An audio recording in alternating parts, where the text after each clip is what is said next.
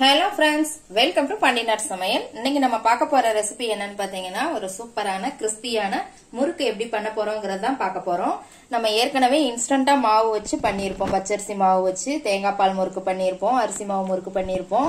இது வந்து இட்லி அரிசியும் பொட்டுக்கடலையும் வச்சு நம்ம ஊற வச்சு அரைச்சு செய்யறது.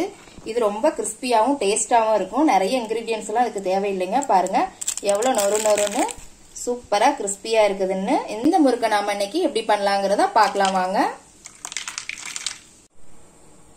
இன்னைக்கு வந்து முறுக்கு பண்றதுக்கு நான் இட்லி அரிசி எடுத்துருக்கிறேங்க. இட்லி அரிசியை வந்து நான் நல்லா கழுவிட்டு 2 மணி நேரம் பக்கம் ஊற வச்சுட்டேன் ஏற்கனவேவும். அளவு பாத்தீங்கன்னா 4 கிளாஸ் வந்து இட்லி அரிசி எடுத்துருக்கிறேங்க.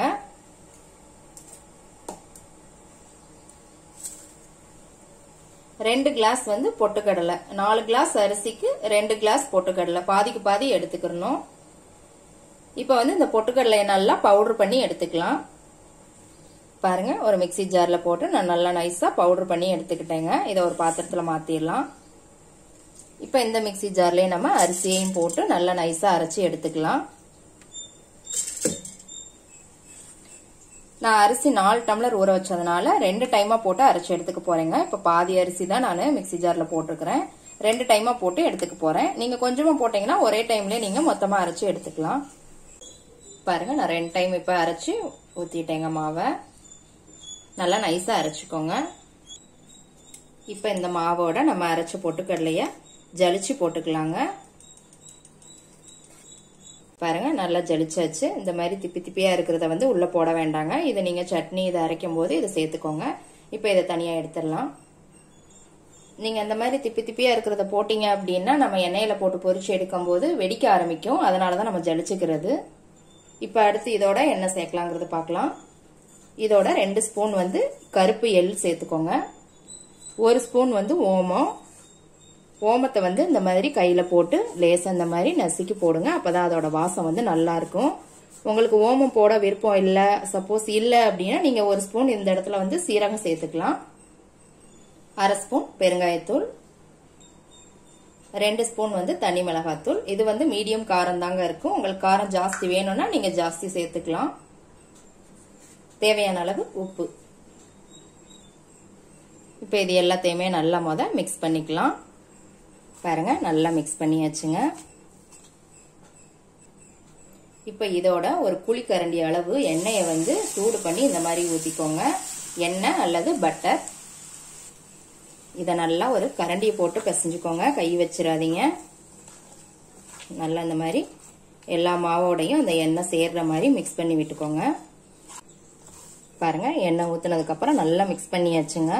மாவு எவ்வளவு சாஃப்டா சூப்பரா ஆயிடுச்சு பாருங்க. கரெக்டான பதத்துல இருக்கு.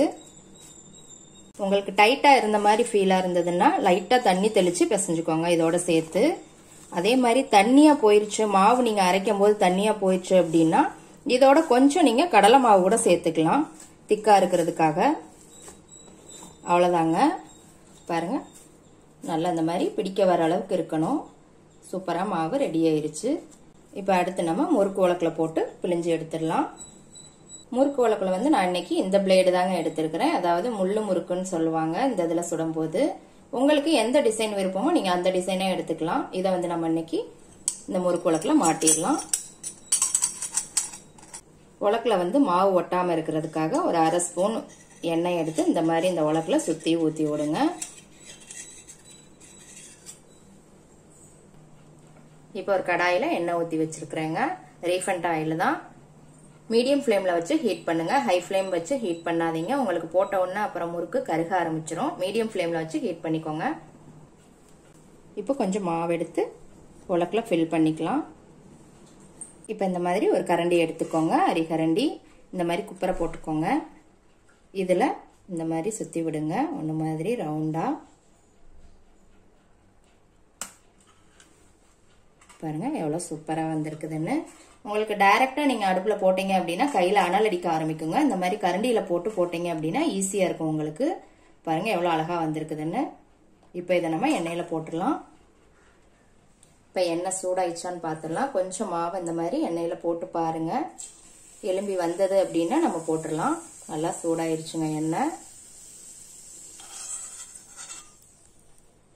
இப்ப இந்த பிழிஞ்சு வச்ச மாவு இதுல போட்டுடலாம்.